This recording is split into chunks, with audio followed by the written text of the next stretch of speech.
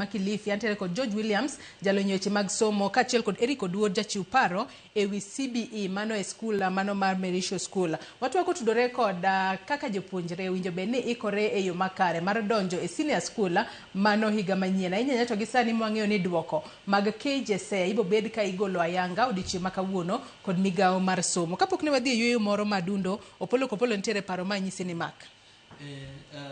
Watemo wuoyo wach mar placing nyithindogi e skunde mopogore opogore. Jo private schools to noikore. Ok gite. Nitie private schools ma bende nitiere areas moko ma ok odongore ma pod nigi chandruok. Lakini atamalo maduong' mar private schools tiyudo koikore nikech gin gi primary section, kaso gin gi junior school section, kaso gin gi secondary school. Ma nyithindgi yudo ka thothne nitie kaka nyithindi miyo time mang'eny manyalo manage donjo godo fields mopogore opogore. Lakini public schools ema chandruok nitie. Nikech public school, national schools mane obedo clustered as one national schools machon ka. Iyudo ka gitis ok ging'eny. To ji thothne iyudo ka ne ji larogi kaluwore gi marks mane ng'ato ni godo. Kanibire provincial schools ma koro ochako bedo sama ne wakelo counties to provincial schools kama ni yudo kochako ket national schools within those counties bende ji ok gin namba mang'eny. Skunde mang'eny gin sub counties to gi county schools. To sub counties gi county schools gi kan wacho ni koro ok dwa migi STEM, like serikal wacho ni koro STEM dhi e national schools, nitie specific schools mag yiero madhi e STEM. Kidwa miyo skunde go STEM tiweyo county school, to sub county schools gi emoting'o nyithindo moko ma ok ni giriek e class to gin gi wich mar timo sciences. Ok ginyal maybe mar ndiko nikech ng'eni CBC bende ndiko onego bed ni tise moloyo lwedo. To skunde nyithindo ma samoro wach mar ndiko ni ok giber ahinya. Lakini lwedo, tich lwedo yudo ka gin godo maber. Gine ma ginyalo design kata machine ma samoro kata studio ka unyalo tiyo godo. Gine ma ginyalo design gik manyalo konyo sirikal. En mar wich maro ma gin ko. Iyudo ka thothne gi ai families moko ma ok nyal gine kor gweng' kacha. Skunde ma ginyalo dhie ma ginyalo manage gin skunde ma e kor gwengego. To skunde go ema samoro iyudo ka koro tamni ok tim subject mamoko. So most gima timore practically sani ground ni skunde mang'eny oyiero pathways adekgo. Skunde mang'eny mano koro practical. Nitie gima ondike book ma iwacho ni jogo onego dhi ka, jogo onego dhi ka. Nikech nowach ni national school kemo jo bende offer all the three pathways. Tadira mana kaka iwacho ni skunde mang'eny dwaro mar mondo miyo offer pathways te. Ang'o momiyo mae timore to bende gintiere kod nyalo nadiera. Gidwa ni gi offer pathways gi te nikech ka ok offer pathway moro to skunde go idhi lor nikech nyithindo ok dhi dhie. Number 2, nyithindo ma wan godo at age magin junior school atamalo maromo kata 15 kende emong'eyo gima gidwa timo in future. Modong' gin nyithindo moko madhi skul, oduogo ot to janyuol ema dwa nochike, ema dwa nonyise ni mae kako ema chike. Nikech king'iyo kata grade 9 nyithindo ma wan godo e kor gweng' ma wan godo mano timo penj, atamalo maduong' okia kata nodwa bedo ang'o. Iwinjo nodwa bedo engineer, odwa bedo doctor nikech owinjo nyingego. To kata wan ka gichopo e form 1 kane wan gi 844 to nwakwongo wapenjo nyithindo ni dwa timo ang'o. Tiyudo ka nyithindo ne ndiko gik madongo dongo. Onge ng'a nyathi mane ndiko ne dwa bedo japuonj. The least ne gidwa bedo journalist kaka un. To modong' ne ndiko mana engineers, doctors. But ka gimedo dongo ma obwongo gimedo yawre eka gi realize their potentiality. At the age ma pod gintiere sani pod ok gin atamalo maduong' pod ok ong'eyo gima onyalo timo. Koro kata ang' odhi oyiero ne odhi nyisi na dwaro timo science. To lakini poko gik brain ne poko gik e level moro mong'eyo ni science no o entail ang'o. At this age anano ka abro kwayo mondo sirikal oyie mondo nyithindo gi waketgi e skunde gi and ka nyalore to skunde gi nyalo offer pathways gi te mondo nyithindo gi kawo nyithindo sama pod ipuonjogi to gi realize kamonego potential margi. Kaso koro the same school iyudo ka gipogore. To sama wadhi wa tero gi skul achiel to wawe skunde mamoko. it is a problem. Aya ni penjo kama ka bende wan gi nyalo. Number chiel, a senior school wan gi human resource. Mane chando wa junior schools. Human resource wan go kore senior school. Jopuonj mapuonje senior school gin specialized in specific subject. Ginyalo handle fields gi kako kelgi. Jopuonj are able ginyalo handle them.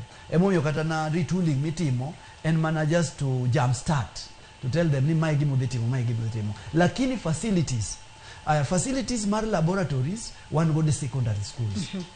In as much as ok gibedo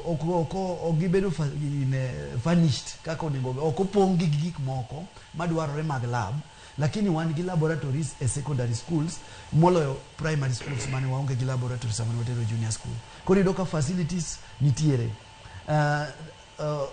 Nitie gik mang'eny manitiere mayudore secondary school manyalo dwaro mondo tim issues mag facilities kanyo skunde mago madwa offer STEM owinjo bed gi facilities mage, mago madwa offer social sciences owinjo bed gi facilities mage, kachiel kod mago madwa offer arts and sports owinjo bed kod facilities mage. Mamni ka nyathi osechopo kacha to koro seche moko en koro chunye dwa bedo arts and sport to kako tim seche moko oge. Samoro wan gi nyathi madwa bedo engineer.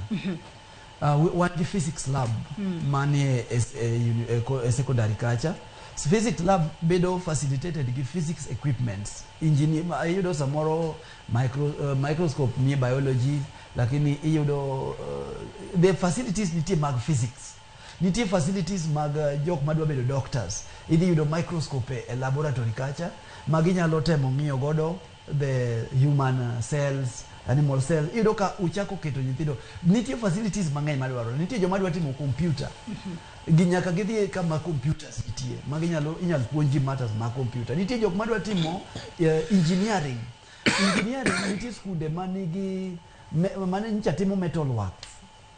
Skunde mane nyicha timo metal works, nyicha timo Beyande wantiere kod skunde makamago mag secondary ma jopuonjre gi dwa dhi e sani. Yes. Ok nyicha ok ging'eny, lakini wan kodgi.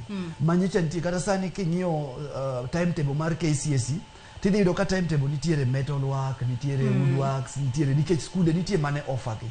Ka nitiere jok madwa dhi on matters home sciences, wan gi home science labs, laboratories e secondary. Ok ne gine kuonde mang'eny, lakini ne gintiere. Koro iyudo ka e secondary school to nitie blessing momatin nikech facilities nitie. En mana niya, facilities ma ichiwo gi sirikal pok oromo.